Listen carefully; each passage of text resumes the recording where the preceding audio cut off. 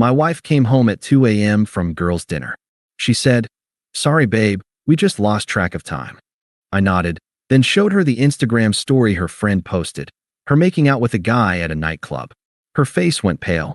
Hey viewers, before we move on to the video, please make sure to subscribe to the channel and hit the like button if you want to see more stories like this. Thanks. I never thought I'd be posting here, but after everything that's happened over the last year, I need to get this off my chest. Maybe it'll help someone else spot the signs earlier than I did. I'm 32, a project manager at a mid-sized tech firm, and I've always prided myself on being the steady, reliable type. My wife Sarah and I had been married for 5 years, together for 8 total. We met in college. She was the outgoing one, always dragging me to parties, while I was the guy who made sure we got home safe. I thought that balance worked. Looking back, maybe it was just me carrying the weight. From the start, I was all in. I supported her through everything. When she lost her job 2 years into our marriage, a marketing gig she loved, but got laid off from due to company cuts, I picked up extra freelance work to cover the bills while she job hunted. I even turned down a promotion that would have required relocating because she didn't want to leave her friends and family here in the city. We'll build our life here together, I told her. And I meant it. I cooked dinners most nights, planned weekend getaways to keep things fresh, and listened when she vented about her day.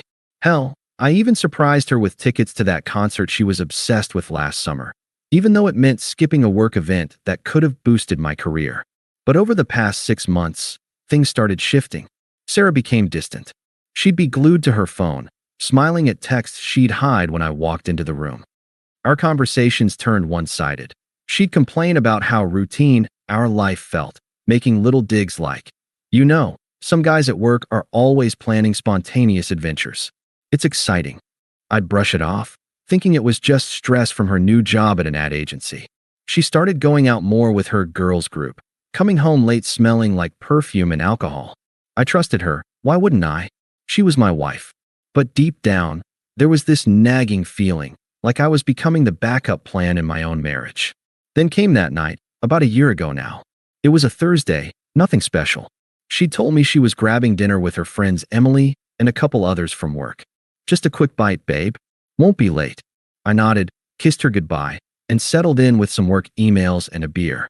By 10 p.m., no text. 11 p.m., I sent a casual "everything good?" No reply. Midnight rolled around, and I started worrying. Maybe an accident? I called, but it went to voicemail. Finally, at 2 a.m., I hear the key in the door. She stumbles in, heels in hand, hair a bit messy, giggling to herself like she'd had one too many. "Sorry, babe," she said, tossing her purse on the couch and kicking off her shoes. "We just lost track of time. You know how it is with the girls, gossiping about work drama and all that." She leaned in for a kiss, but I caught a whiff of something unfamiliar, like cologne mixed with her usual scent. I nodded, keeping my face neutral. "Sounds fun," I replied, my voice steady even though my gut was twisting. I'd been scrolling social media out of boredom while waiting, and that's when I saw it. Emily, her best friend, had posted a story from the night. It was a video clip from what looked like a crowded nightclub downtown, strobe lights flashing, music thumping. And there, in the middle, was Sarah, pressed up against some guy in a button-down shirt, their faces smashed together in a full-on make-out session. His hands were on her waist, hers in his hair. The caption? "Girls' night getting wild. Fire," tagged with Sarah's handle, no less. My heart dropped, but I didn't yell or freak out. I just sat there for a second, letting it sink in. This wasn't some misunderstanding. This was blatant, right there for anyone to see. I saved the screenshot before the story could expire, then waited for her to finish her excuse. She plopped down next to me, still oblivious, reaching for the remote. "What did you do tonight? Binge that show again?" I pulled out my phone and held it up, the screen showing the frozen image of her and the guy. "This what you mean by losing track of time?" Her face went pale, like ghost white. She stared at the screen, mouth opening and closing like a fish out of water.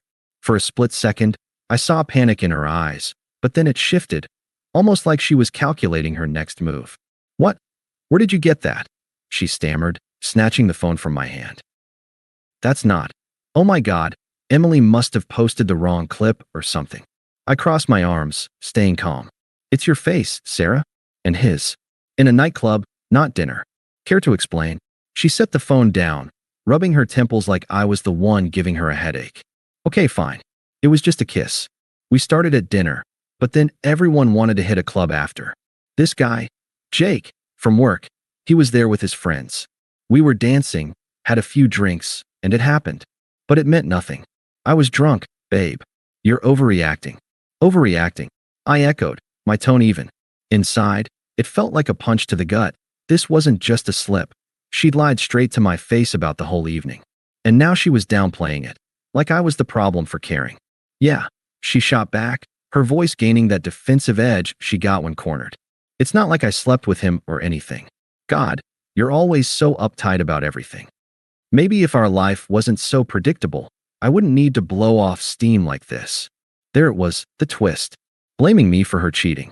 I'd sacrificed promotions, supported her through unemployment, planned dates to keep things exciting. And here she was, throwing it back like I was the boring one holding her back. It stung, but I didn't snap. I just looked at her, letting the silence hang. So that's it. I'm the villain here. I asked quietly. She rolled her eyes, standing up like the conversation was beneath her. Look, I'm sorry it happened, okay? But you're making this a bigger deal than it is. Jake's just a fun guy. He gets me laughing, unlike our routine dinners at home. If you trusted me, we'd move past this. Fun guy. From work. The pieces clicked. Those late texts, the distant attitude. This wasn't a one-off. Jake was the reason. I felt the betrayal settle in, deep and unfair. I'd been loyal, committed, and this is what I got? Made to feel like a backup while she chased excitement with some coworker. I didn't beg or argue. If that's how you feel, maybe you should go be with the fun guy, I said, my voice flat. She huffed, grabbing her purse. Maybe I will. I need space anyway. And just like that, she stormed into the bedroom to pack an overnight bag. That night escalated faster than I expected. Sarah didn't just take space, she made it permanent. After our confrontation, she spent the next hour throwing clothes into a duffel bag, muttering under her breath about how I'd ruined the evening by spying on her friends' stories. I sat on the couch, watching without a word. Part of me wanted to ask why, to demand details, but I knew it wouldn't change anything. She'd already chosen. Once her bag was zipped, she turned to me, arms crossed, that smug look creeping back despite the earlier panic. You know, I've been thinking about this for a while, she said, like she was delivering a TED Talk on self-improvement. Jake and I, we click. He's ambitious, always planning these spontaneous trips and nights out. With you, it's just safe. Predictable. I love you, but I need more than Netflix and takeout to feel alive. I leaned back, forcing myself to stay composed. So this kiss wasn't a one-time thing. She shrugged, avoiding my eyes for a beat before meeting them defiantly. We've been talking. Flirting, I guess. But tonight was the first time anything physical happened. Not that it's your business now. Not my business. I repeated, keeping my tone neutral. We're married, Sarah. Yeah. Well, maybe we rushed into that. She fired back, her logic twisting like a pretzel. I was young when we met. I thought stability was enough. But Jake shows me there's more to life. He challenges me, makes me feel desired. You're comfortable, like an old sweater. But who wants to wear the same sweater forever? The words hit like knives, comparing me to worn-out clothing while elevating this Jake guy to some thrill-seeking hero. I'd given up so much for her, and she was dismissing it all as boring.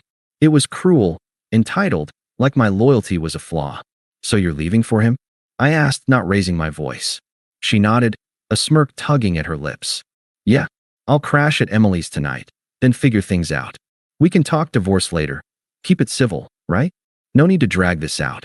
Civil, as if she hadn't just blown up our life publicly via that story. And to add insult, the next morning, I woke up to her social media update. A vague post about embracing new chapters and chasing joy dizzy. No mention of me, but her friends were liking it, commenting fire emojis. It felt like a public slap, disrespectful, like I was already erased. I didn't respond. No texts begging her back, no calls confronting Jake. I just called a locksmith to change the locks, practical, not petty, and started packing her remaining stuff into boxes. If she wanted out, I'd make it easy. But inside, the unfairness burned. Why did the loyal guy get discarded like yesterday's news? The days after Sarah left were a blur, but not in the dramatic, sobbing into a pillow way you see in movies. I didn't chase her, didn't blow up her phone with pleas or accusations. Instead, I focused on the practical stuff, the kind of quiet actions that rebuild a life piece by piece. First thing the next morning, I called a divorce lawyer. Not some aggressive shark, just a straightforward guy who handled no-fault cases. Keep it simple, I told him. No alimony fights, just split what's fair. We had no kids, a joint account with minimal savings, and the apartment lease in both names. I offered to buy her out of her half or let her take it. I didn't care, as long as I was free. By afternoon, I'd boxed up the rest of her things. Clothes she'd left behind, that collection of scented candles she loved, even the framed photos from our wedding. I dropped them off at Emily's place, her best friend, who had conveniently posted that incriminating story. Emily answered the door looking awkward, mumbling something about how things happen and Sarah's going through a lot. I just handed over the boxes and said, "Tell her it's all here. No need to come back." Then I walked away. No small talk, no digging for details about Jake. What was the point? She'd made her choice. I changed the locks that evening, more for peace of mind than spite. Then I blocked her number, her social media, everything. It wasn't about punishment. It was about protecting myself. For the first time in years, I had space to breathe. That nagging feeling of being a backup? Gone. But the confusion lingered. I'd replay those flashbacks in my head during quiet moments. The time I skipped a family vacation to help her prep for a big presentation at her old job. Or when I surprised her with a weekend cabin rental after her layoff, just to lift her spirits. She'd called it sweet but safe. Safe. Like that was an insult. I'd given up parts of myself to make us work, and she'd tossed it aside for some fun guy. It felt so undeserved, like loyalty was a sucker bet. I didn't wallow, though. I threw myself into routines that built me up. Joined a gym, not to get revenge hot, but because it cleared my head. Started therapy sessions once a week. The counselor helped me unpack how I'd ignored the red flags, always assuming good intent. Work became my anchor. I took on extra projects, and within a couple months, my boss noticed. "You've got focus now," he said, offering me that promotion I'd turned down before. This time, I said yes. It meant longer hours but better pay, and honestly, the structure kept the silence from feeling too heavy. Nights were the hardest at first. I'd sit on the couch, staring at the empty spot where her purse used to land, wondering how someone could flip so fast. But I didn't reach out, didn't stalk her online or ask mutual friends for updates. I just detached, let the unfairness sit there until it started to fade. Friends checked in, offering beers and sympathy, but I kept it light. "I'm good," I'd say, and slowly I was. The confusion turned to clarity. I deserved someone who saw my stability as a strength, not a flaw. By month 3, the apartment felt like mine again. I even adopted a dog, a rescue mutt named Max, who forced me out for walks and reminded me life goes on. It took about 4 months for the cracks to show in Sarah's new chapter. I wasn't hunting for info. I'd made a point to avoid it, but mutual friends started dropping hints during casual hangouts. At first, it was vague. Heard Sarah's been posting a lot about adventures with that Jake guy. I'd nod and change the subject. But then the tone shifted. One buddy, Mark, pulled me aside at a group dinner. "Dude, it's getting messy over there. Jake's not what he seemed." From what pieced together over time, through offhand comments and the occasional screenshot someone forwarded, I didn't ask, but people talk. Jake was a classic facade. He worked in sales at her agency, always flashing cash on nights out, but it turned out a lot of it was smoke and mirrors. Credit card debt, apparently. Sarah had quit her job a month after leaving me, convinced by Jake that they could travel and live free while she freelanced. Bad move. Freelance gigs dried up fast, and Jake started showing his true colors, controlling, quick to anger. Friends said he'd yell at her over little things, like if she texted an old coworker. Then the cheating, ironic, right? Turns out he was seeing at least one other woman from work, using the same spontaneous lines on her. Sarah's social media told the story in reverse. Early posts were all glowy. Pics of them at bars, weekend getaways, funded by her savings, I later learned. Captions like, "Finally living my best life." Glowing star, but by month 5, the vibe changed. Cryptic stories about trust issues and learning lessons. Then radio silence for weeks. Mutual friends started distancing themselves, Emily included. She'd been the one to introduce Jake, hyping him up, but when the abuse rumors surfaced, nothing physical that I heard, but emotional manipulation, gaslighting her into thinking she was the problem. People backed off. One friend confessed over coffee. We saw the story she posted after you guys split, bragging about her upgrade. But now, she's isolated. Lost a bunch of us because she burned bridges defending him. The real unraveling hit around month 6. Jake dumped her, ghosted, actually, after draining what was left of her savings on a business trip that was probably just a hookup. She ended up broke, crashing on her sister's couch back in her hometown an hour away. No job, reputation tanked at the agency, word got around about the office drama, and friends who cheered her on now saw the hypocrisy. She discarded you like you were nothing, Mark said. Now she's getting the same treatment. Karma's a bitch. I didn't gloat. Didn't feel vindicated in a petty way. It just made sense. Her smug dismissal, the twisted logic blaming me for her boredom, it all caught up. She became irrelevant in her own circle, posting desperate job seeker updates that got crickets. Meanwhile, I was thriving, but that came later. For now, watching from afar, or not watching, really, it felt like the universe balancing the scales. The betrayal's sting dulled, replaced by a quiet acceptance. Actions have consequences, and hers were piling up. The unraveling didn't stop with Sarah's isolation. It circled back to me. Around month 7, the first text slipped through. I'd unblocked her for divorce logistics, lawyer's advice, but I regretted it instantly. It started innocent enough. Hey, just checking in. How are you? I ignored it. A day later, we need to talk about the papers. Can we meet? The papers were already filed. My lawyer had handled it. But she kept pushing. By week 2 of her outreach, the messages turned personal. I miss our old life. Jake was a mistake. He's gone now. Still, radio silence from me. Then the call started. The first one, I let go to voicemail. Please pick up.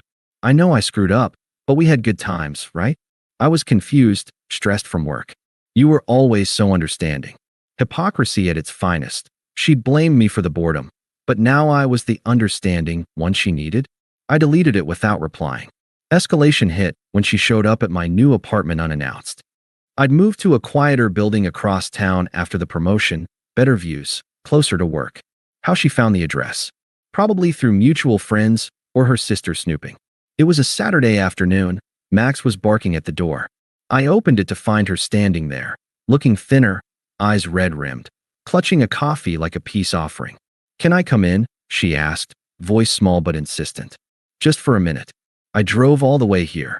I stood in the doorway, arms crossed. What do you want, Sarah? She shifted uncomfortably, glancing around like she expected Jake to pop out. I realize now how good I had it with you. Jake was awful. He yelled all the time, cheated on me with someone from the office. I quit my job because of the drama, and now I'm broke, living with my sister. It's humiliating. But you were stable. We could try again, right? I learned my lesson. Stable. There was that word again, like a backhanded compliment. I felt the power shift. She was the one begging now, unraveling in real time. But I didn't soften. Sounds rough, I said flatly. But that's not my problem anymore. Her eyes widened, then narrowed. How can you be so cold? After 5 years of marriage?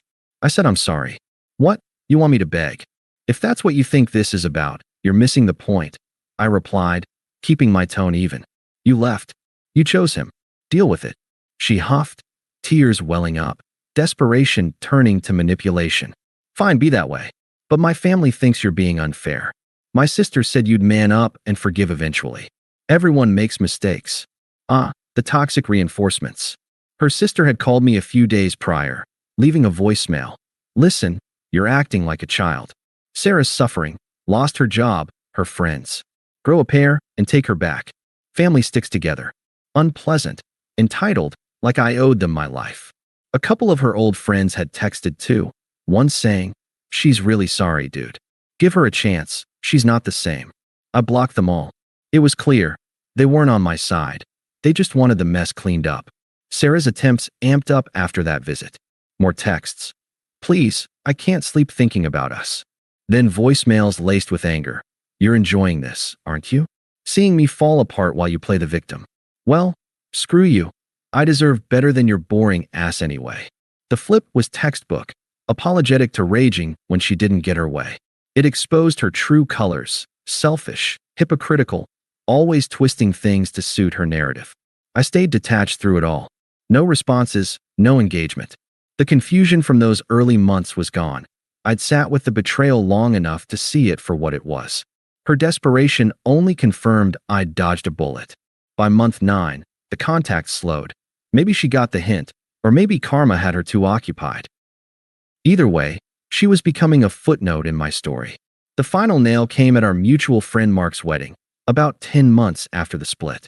I debated skipping it. Knew Sarah might show, given her ties to the group, but I'd RSVP'd yes before everything blew up, and bailing felt like letting her win. Plus, my life had leveled up. The promotion led to a team lead role, better salary, even a bit of travel for conferences. I'd started dating again casually, and for the wedding, I brought Lena, a colleague turned friend who'd become more.